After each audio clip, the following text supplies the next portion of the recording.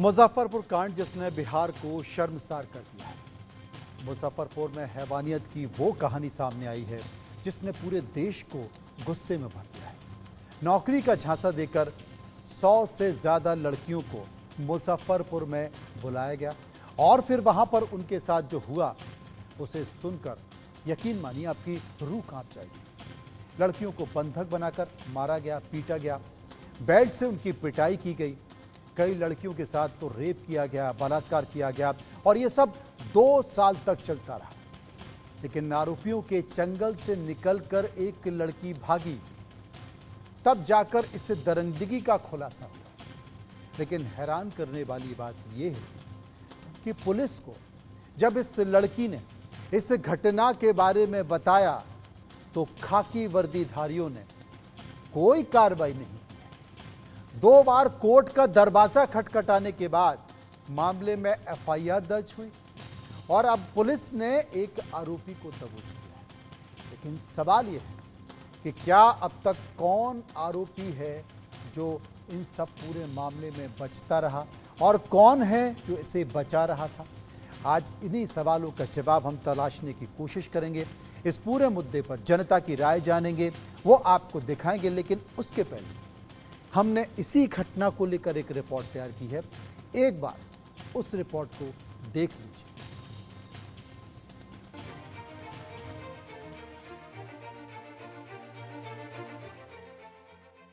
बिहार के मुजफ्फरपुर में लड़कियों से यौन शोषण का आरोपी तिलक सिंह पुलिस गिरफ्त में है। पुलिस टीम ने यूपी के गोरखपुर से मुख्य आरोपी तिलक सिंह को अरेस्ट किया है। तिलक सिंह पर 100 से ज्यादा लड़कियों की यौन शोषण और नौकरी का झांसा देकर उन्हें बंधक बनाकर रखने का आरोप है। मामला छपरा की रहने वाली युवती की शिकायत के बाद सामने आया। जब मीडिया में खबर चली और शोर मचा तो पुलिस भी हरकत में आई। चंद घंटों में मुख्य आरोपी को गोरखपुर से धर दबोचा गया। इस संबंध में 9 तारीख को 9/6/2024 को एफआईआर दर्ज कर ली गई है और वादिनी का बयान ले लिया गया है और इस संदर्भ में जो इन्वेस्टिगेटिंग ऑफिसर है वो आगे की कार्रवाई कर रहे हैं और इस केस को हम इन्वेस्टिगेट करके जो अग्रतर अनुसंधान है वो जरूर किया जाएगा। तिलक सिंह पर आरोप है कि महीनों तक ये लड़कियों को अलग अलग तरीके से प्रताड़ित करता था। तिलक सिंह और उसके साथी नौकरी का झांसा देकर लड़कियों को अलग अलग जगहों से मुजफ्फरपुर बुलाते थे। फिर कई महीने तक लड़कियों से ट्रेनिंग के नाम पर फर्जी कॉल कर दूसरी लड़कियों को भी इसी जाल में फंसाया जाता था। लगभग 10 लड़कियां रहती थी। फिर 5-6 दिन बाद से मुझे एक सेंटर नाम की कोई जगह था, वहाँ पे ले जाया गया। वहाँ पे लगभग मतलब बहुत सारे लोग था, 500 से 1000 लोग वहाँ पे था और वहाँ पे यही बताया जा रहा था कि चीट फ्रॉड मतलब कॉल कैसे किया जाता है, फ्रॉड कॉल करने के लिए सिखाया जाता था। फिर वहाँ कोई जॉब नहीं था, ना कोई ऑफिस था, ना कुछ था ही नहीं वहाँ पे, बस वहाँ पे कॉल करने के लिए ही सिखाया जाता था। फिर 2.5 से 3 मंथ हुआ मेरा सैलरी नहीं आया। फिर सैलरी का जब हम बात किए तो वहाँ मनीष सिन्हा यानी कंपनी के CMD जिसको बोला जाता है वो और तिलक ने मिलकर मुझे ये बताया कि तुम्हें यहाँ 50 से 52 लोगों को बुलाना है। 50 से 52 लोगों को बुलाओगी तो तुम्हारा यहाँ सैलरी 50,000 हो जाएगा। हम बोले बुलाने का मतलब हम कहाँ से बुलाएंगे 50 से 52 लोग। तो मेरे फ़ोन में जितना कॉन्टैक्ट था उसको एक लिस्ट टाइप में बनवाया गया, हर एक चीज़ और मेरे कॉन्टैक्ट से लिखवाया गया। फिर उसी में से वो लोग मार मार के ज़बरदस्ती कॉल करना स्टार्ट करवाया लोग। आरोपी तिलक सिंह ने फर्जीवाड़े को अंजाम देने के लिए DVR नाम से कंपनी भी बना रखी थी। इस कंपनी में कॉल सेंटर की नौकरी देने और ट्रेनिंग के नाम पर लड़कियों से 20-20 हजार रुपए भी वसूले जाते थे। इस मामले में पुलिस ने 9 लोगों को आरोपी बनाया है। बताया जा रहा है कि आरोपी 2 साल से लड़कियों को अपने जाल में फंसा रहे थे और लड़कियों का शोषण कर रहे थे। वायरल हुए वीडियो में कई आरोपी नजर आ रहे हैं। फिलहाल पुलिस के गिरफ्त में मुख्य आरोपी तिलक सिंह ही आया है, लेकिन उसके बाकी साथियों की तलाश जारी है। पुलिस अब बंधक और टॉर्चर रूम की पीड़ित बाकी लड़कियों के बयान भी दर्ज करेगी ताकि गुनाहों का पूरा हिसाब किताब हो सके। Bureau report, India news. सुशासन बाबू, नीतीश कुमार, ये कहा जाता है कि अगर बिहार के मुख्यमंत्री नीतीश कुमार हैं तो उनके सुशासन का जलवा होता है। क्या यही जलवा है? इतने दिनों से, इतने महीनों से, इतने साल से लगातार ये लड़कियां परेशान हो रही हैं, न्याय के लिए दर दर भटक रही, पुलिस वालों के पास जा रही, लेकिन कोई उनकी सुनने को तैयार नहीं। और जब तक वो अदालत का दरवाज़ा नहीं खटखटाया, तब जाकर इस मसले पर पुलिस उठती है, जागती है। क्या यही बिहार का सुशासन है? सवाल सीधा सीधा नीतीश कुमार से, और सवाल कुछ जनता से भी थे जो हमने पूछे, और उस पर राय भी निकल कर आई। सवाल बनते हैं इसलिए पूछना पड़ता है। वो सवाल, पहला सवाल जो हमने लोगों से पूछा इस पूरे मामले को लेकर, वो सवाल क्या था? वो सवाल था कि क्या मुजफ्फरपुर में 100 से ज्यादा लड़कियों के बंधक बनाने की घटना नीतीश कुमार सरकार की नाकामी है? 84%, 84% लोगों ने कहा हाँ ये सरकार की नाकामी है। 13% लोगों ने कहा ये नाकामी नहीं है, और मात्र 3% लोग ऐसे थे जो इस पर कुछ भी बोलना नहीं चाहते। निर्मला सामंत पूर्व सदस्य हैं एनसीडब्ल्यू की। निर्मला कौर पूर्व डीजीपी झारखंड की हमारे साथ जुड़ेंगे। संतोष कुशवाहा हैं जो कि नेता जेडीयू के, वो भी हमारे साथ जुड़ेंगे और उनसे सुशासन के बारे में पूछेंगे, सुशासन बाबू के बारे में भी पूछेंगे। लेकिन सबसे पहले निर्मला सामंत हमारे साथ मौजूद हैं। निर्मला जी, आप जब एनसीडब्ल्यू की सदस्य रही तो बहुत सारे केस, बहुत सारे प्रकरण आपके सामने आते रहे होंगे, लेकिन बिहार में तो नीतीश कुमार के बारे में कहा जाता है कि अन्याय नहीं सहते हैं, सुशासन उनकी पहली प्राथमिकता, बावजूद 100 लड़कियों के साथ शोषण होता रहा, नौकरी के बहाने शोषण होता रहा, कॉल सेंटर में बुलाकर शोषण किया जाता रहा। वो लड़कियां, जब एक लड़की जब बाहर भाग कर निकली, वो पुलिस के पास पहुंचती है, उसकी कोई सुनने वाला नहीं होता है, उसे अदालत का दरवाज़ा खटखटाना पड़ता है, तब जाकर एफआईआर होती है। ये कैसा सुशासन है, मैं आपसे जानना चाहता हूँ।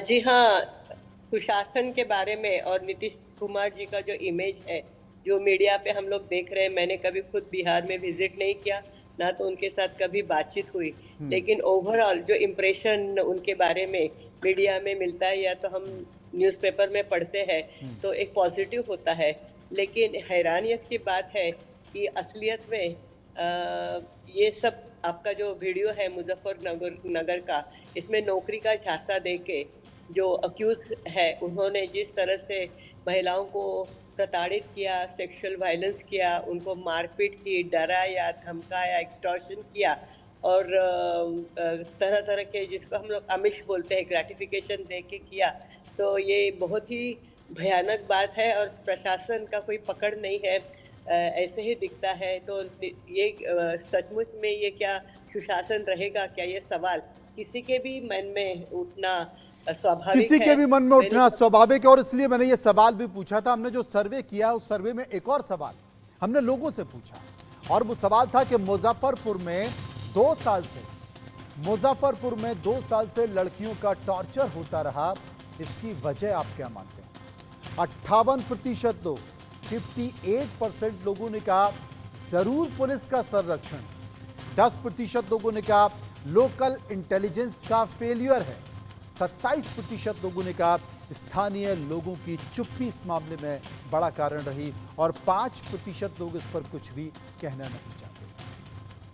सबसे बड़ा सवाल, अगर कहीं पर इस तरह का गोरख धंधा चल रहा है, कहीं पर इस तरह की घटना चल रही है, तो वहां पर बिना पुलिस के संरक्षण के ये हो ही नहीं सकता।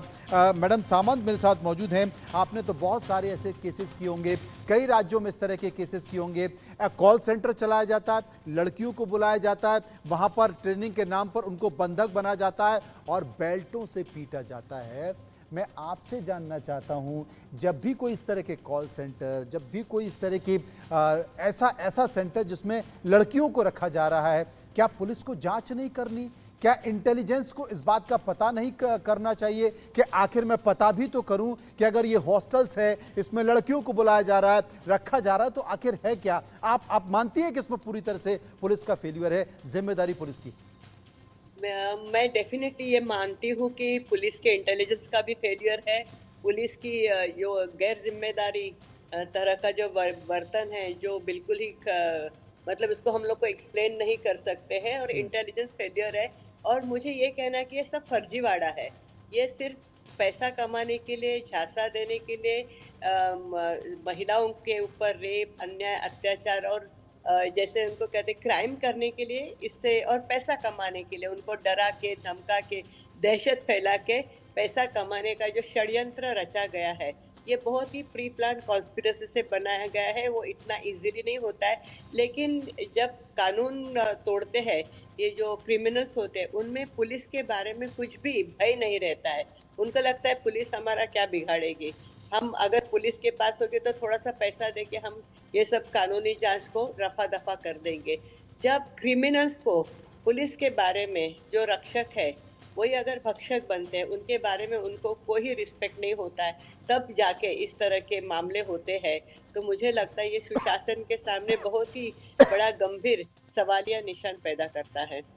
ये बड़ा सवाल है। सर्वे का एक और सवाल जो हमने लोगों से पूछा, क्योंकि देखिए इसमें सामाजिक जागरूकता भी बहुत ज़रूरी है, इसलिए हमने लोगों से सवाल पूछे, लोगों की राय क्या है वो आपके सामने लेकर आए। एक और सवाल जो हमने पूछा वो सवाल था कि मुजफ्फरपुर बंधक कांड जैसे मामलों को समाज की सक्रियता से कैसे रोका जा सकता है, क्या वाकई रोका जा सकता है?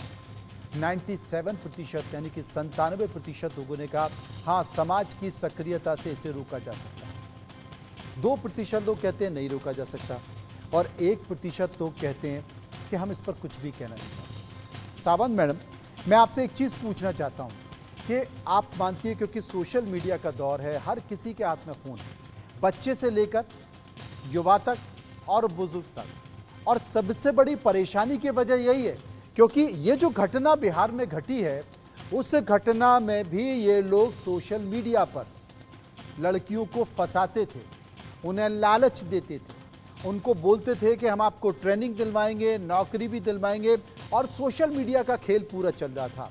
अब ये तो सामाजिक जागरूकता का विषय है, इसलिए सामाजिक जागरूकता के तहत आप घर में भी बच्चों को जागरूक कीजिए, लड़कियों को जागरूक कीजिए कि इस तरह के लालच में ना आए, क्योंकि हमने देखा कि सोशल मीडिया में तो आजकल जिस तरह की अश्लीलता परोसी जा रही है, जिस तरह का जाल है, क्योंकि इस देश में साइबर क्राइम भी बहुत हो रहा है, वो भी सोशल मीडिया की देन है।